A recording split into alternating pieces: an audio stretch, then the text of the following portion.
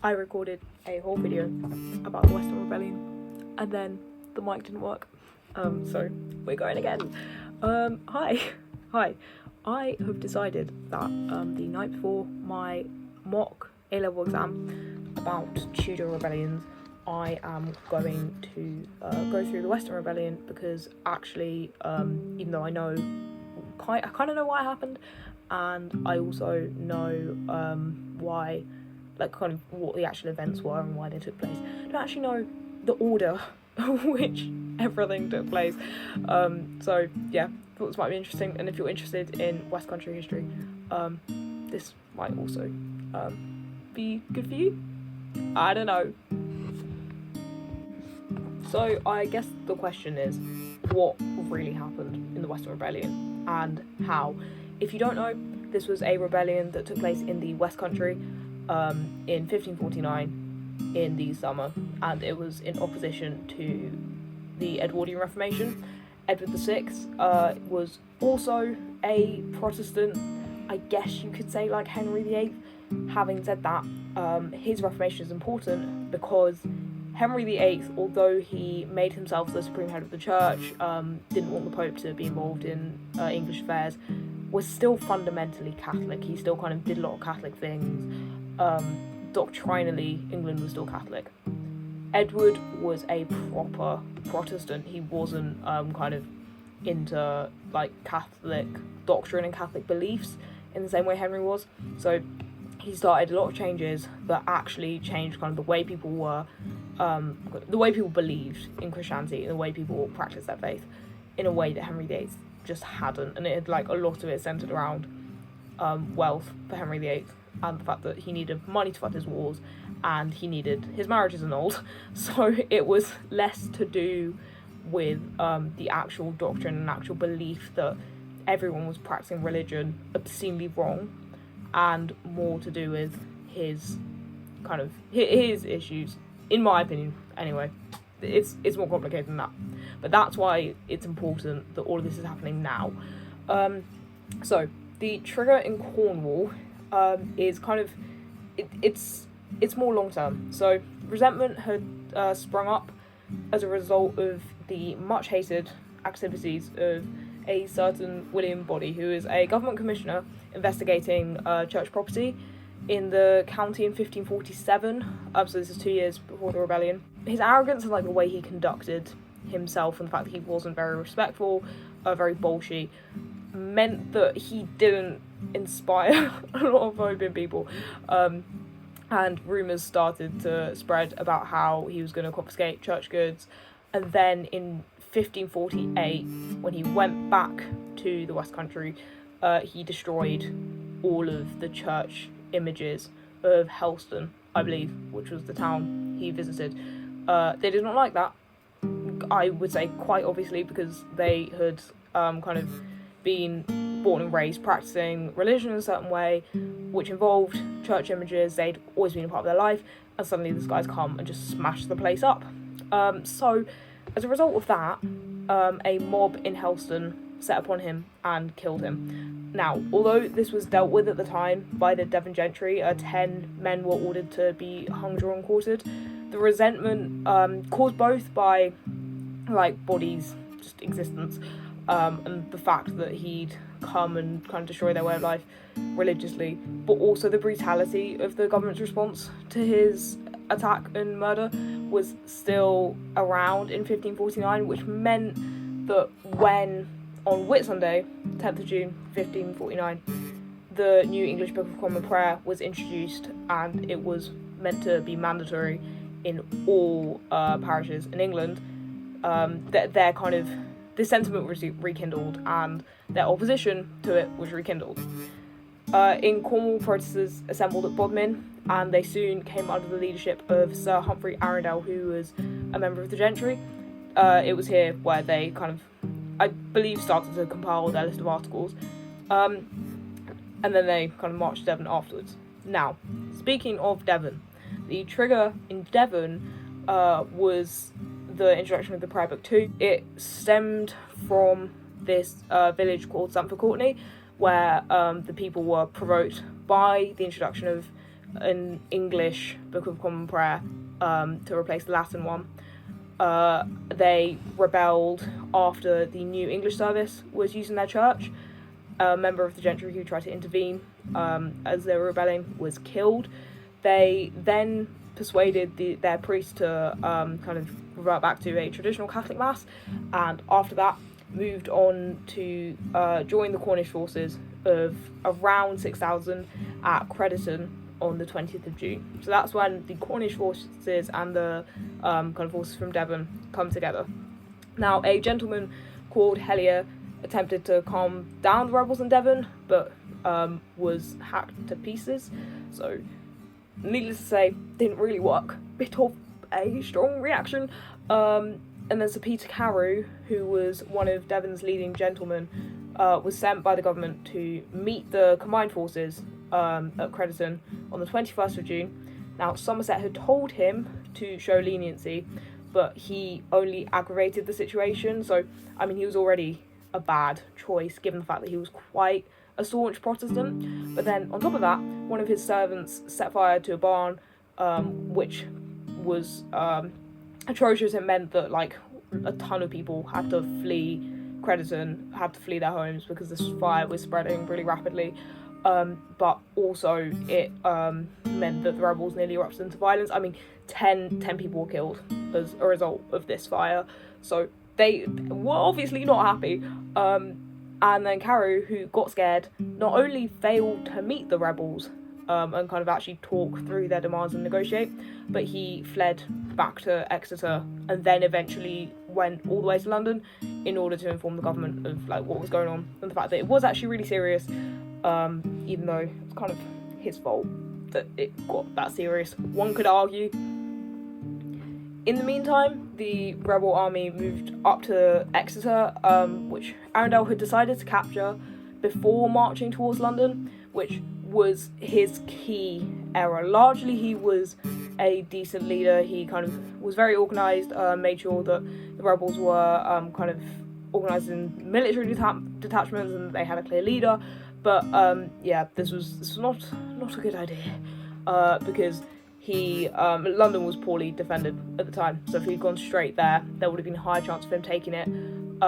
And him trying to take Exeter meant that first of all, he was trying to take on a town that was largely very loyal to the government, because Exeter were quite pro-government and didn't have too many objections, which is already a challenge. But then, because of his arrival, basically all of the people of Exeter who supported him and the rebels left Exeter to join him in laying siege to Exeter. So they all just left the city, which not only meant that it kind of became a loyalist stronghold, but also meant that when the siege was happening, there were fewer people in Exeter than there had been before, which meant that actually it was a lot easier to deal with, just because of food supplies and like the sheer number of people. You just have fewer people to feed, right? Like you don't need to worry about as many people. So yeah, I mean, we'll see later that Exeter is basically fine. So Arundel decides to go and try and capture Exeter, lay siege to it. So they kind of begin that, and then the rebels also move to Cliston Mary on the 23rd of June. Two gentlemen, Sir Hugh Pollard and Sir Thomas Dennis, make further unsuccessful attempts to conciliate the rebels. They say that they're sympathetic to the rebel demand that religion should remain as it was in Henry VIII's time until Edward comes of age. So the rebels want kind of to reinstate a lot of Henry VIII's doctrines, and like Henry VIII had a lot of laws that basically said like, oh yeah, we're still going to do things like the Catholic way, effectively, even though the Pope is not the head of the church. Edward was reversing a lot of these because he was very Protestant, and so was his administration. So they wanted the Act of Six Articles, for example. That was a key piece of legislation of Henry VIII. They wanted that to be reinstated. So yeah, these two were kind of like, oh yeah, no, that makes sense, we understand. But it didn't work. So the rebels that wasn't enough, basically, and they still like kind of remained rebellious, and were like, that didn't calm them down particularly. So Somerset then, acting on information that was kind of like patchy and not great, and also with limited resources because he was like really stretched, urged Lord Russell on the 29th of June to find a peaceful settlement. Lord Russell replaced Carew, who had clearly failed in his role as mediator. Lord Russell was Catholic, which meant that he was less likely to aggravate all the rebels compared to Carew, who would have aggravated them due to his like staunch beliefs in the prayer book and the doctrinal changes. So yeah, he was a better person to have, and he was also like a member of the Privy Council, so he was clearly very experienced, knew what he was doing. Somerset also wrote a conciliatory response to the rebel demands. At the time, Somerset was trying to suppress enclosure riots in the Midlands, maintain adequate forces on the Scottish border because he was worried about an invasion from Scotland, and also watch out for French aggression because he was worried about an attack from France. So he could, he just had a lot on. It's just the poor guy dealing with too much. But he could only provide Russell with about like 100 men, if that.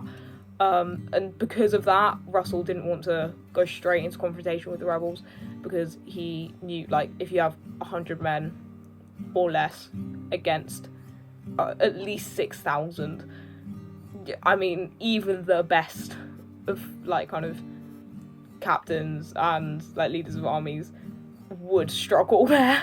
So yeah, not ideal. Exeter did remain loyal to the crown, and as a result, the people really staunchly defended the city, and they managed to stick it out. Russell still kind of played for time, was still didn't have like kind of great forces, and made his last attempt to reach a peaceful settlement with the rebels on the 8th of July. Then on the 12th of July, reinforcements under Lord Grey, which were meant to be sent to assist Russell, were delayed because there was another uprising in Oxfordshire this time. But on the 28th of July, even though he didn't have those reinforcements, Russell began to advance against the rebels anyway, because Somerset was kind of like, mate, you got to get moving. What are you doing? You're just sitting there. Eventually, Lord Grey's forces arrived to help Somerset on the 3rd of August. He had enough kind of men to really bolster Somerset's forces, and his kind of number included 300 Italian mercenaries, so it wasn't just like a kind of hodgepodge collection of random people. He actually had trained fighters, which meant that their forces were also significantly more powerful after this reinforcement. This meant that the royal forces could march on Exeter. Now, confrontations between the rebels and the government took place at a number of places, including Ferny Bridges, Clyst Heath and Clyst St Mary. Each time, the rebels were pushed further back, and then finally, on the 6th of August, Russell relieved Exeter. So Exeter had managed to hold out for 6 weeks under siege, and never fell to the rebels, remained loyal to the government the whole time. Once again, showing that it's not a good idea for Arundel to just try and kind of capture, it's not a random town, but just try and capture Exeter instead of going straight to London. On kind of around this time, further reinforcements arrived under Sir William Herbert, and then on the 8th of August, France declares war on England. So Somerset was right to kind of watch out for French aggression and everything. As a result of that, he's like, okay, we've really got to finish this off. We've really got to like make sure that this is kind of this is dealt with, and we can focus our energies on defending ourselves against France. So he puts even more pressure on Russell to put the rebellion down, which means that there is more aggression, more brutality from the government side. On the 16th of August, Russell finally advances on Stamford Courtney, where the rebellion had originally begun in Devon, and defeats the rebel forces there.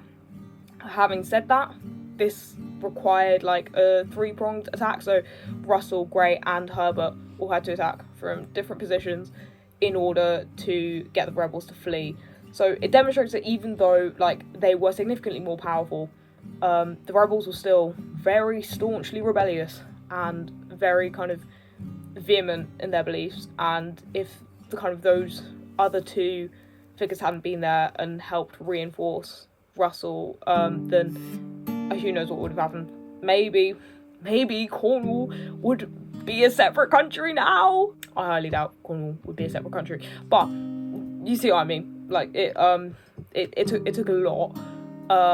You can also see that it took a lot because anywhere between 3,000 and 4,000 people are estimated to have been killed. It's kind of different places say different things, but it seems like around 4,000 people from the West Country were killed by government forces. There's a particularly harrowing account of the Clyst Heath massacre, where 900 people are supposedly killed within 10 minutes. Whether that's true or not is a whole other matter, but it's clear that the death toll is extremely high. And although the government had kind of delayed at the beginning, their response later on is absolutely brutal. It is kind of, it's insane. It's insanely aggressive. Robert Welsh, who was another key leader, he actually has kind of been, I guess, accused of hijacking the rebellion and the articles and making them way more religious when actually initially it wasn't, but it's kind of hard to know. He was a key leader, and he was hanged on a gallows that was erected on his own church tower, and he was hanged in his vestments and kind of with what was referred to as popish trash, like kind of strewn around him. This government response of absolute brutality and aggression and disrespect and a complete lack of understanding further deepened the hostility to the government in the West Country, because I mean the government forces had like acted illegally. They just they'd committed a bunch of what's kind of known as like summary executions. So they executed a ton of people without trials. They confiscated loads of goods and then like distributed them in ways that people in the West Country didn't like. It all meant that even though they put down this rebellion and that it was basically like they didn't have to deal with it anymore, they had really decisively repressed this uprising, there was still a lot of resentment in the West Country. It hadn't kind of significantly, I mean, it definitely hadn't warmed the people of the West Country to the government, but yeah, they were still really kind of shocked and really not really uncomfortable with the way the government had behaved, and definitely didn't feel like the government were on their side, which is relevant in a lot of later rebellions where these figures will kind of appear again and fail to garner support, basically. So yeah, that is what happened in the Western Rebellion. I hope that was useful in some capacity. I hope it was for me. If a question on the Western Rebellion doesn't come up tomorrow, I'm going to be annoyed, but fingers crossed. Anyway, thank you for watching this. I don't really know what I'm going to do with this, to be honest. Yeah, bit of a weird one, because I'm not kind of, I don't usually do things like this, but I think I just needed to talk all of this through to revise. So there we are.